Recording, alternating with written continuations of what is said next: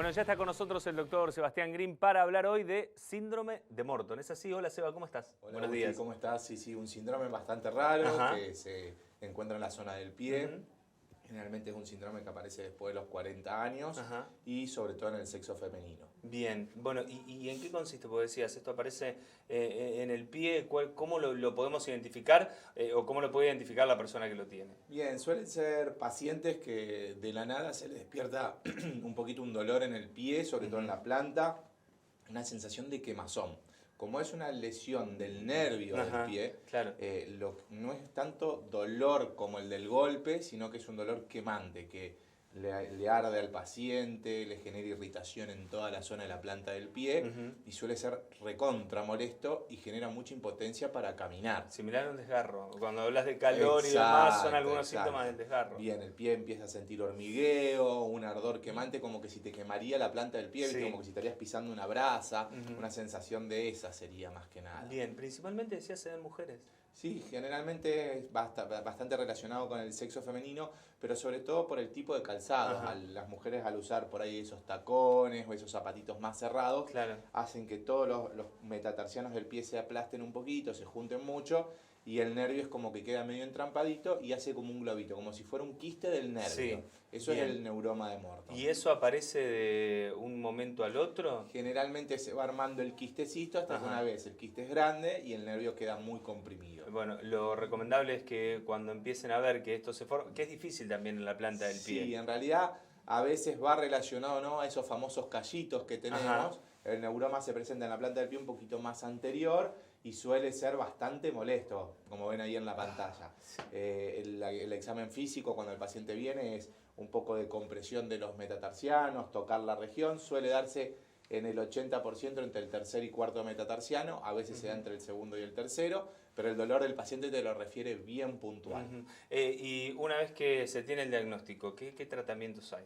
Bien, lo primero que tratamos de hacer para no recurrir a una cirugía de entrada es cambiar el tipo de calzados, preguntarle qué calzado usa, tratar de hacer algo más amplio, que sea de base, algunas zapatillas por un tiempo, un poco de kinesiología para desinflamar la zona alrededor, porque se terminan inflamando los tendones y demás. Claro, porque es una zona que está en constante movimiento. En constante apoyo, se la llama metatarsalgia de Morton. Incluso se usa algunas plantillas como para ver si cambiando la forma de pisar se puede solucionar.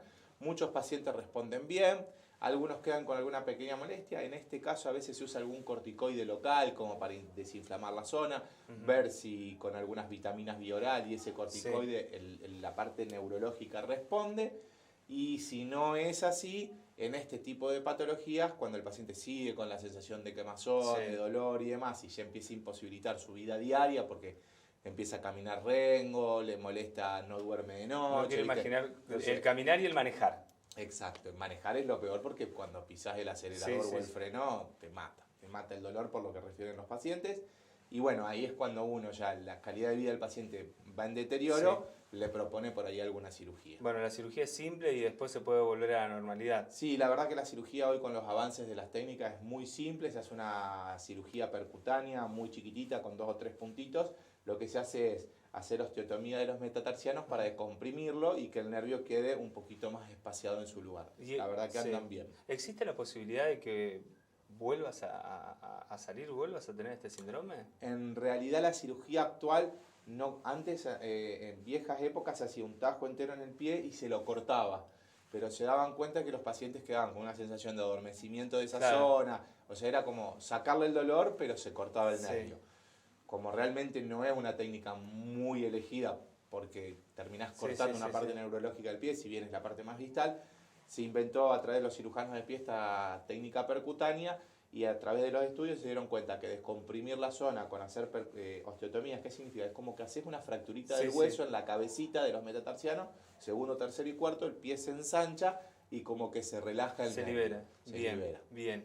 ¿Y hay alguna manera de evitar este síndrome? Siempre decimos las medidas higiénico-dietéticas, un buen calzado, cuando te empiezan a salir algún callito o algo, no solo consultar al podólogo, sino hacer una consulta con nosotros con una mínima ecografía vos te das cuenta que es una metatarsalgia por el callo y no el neuroma.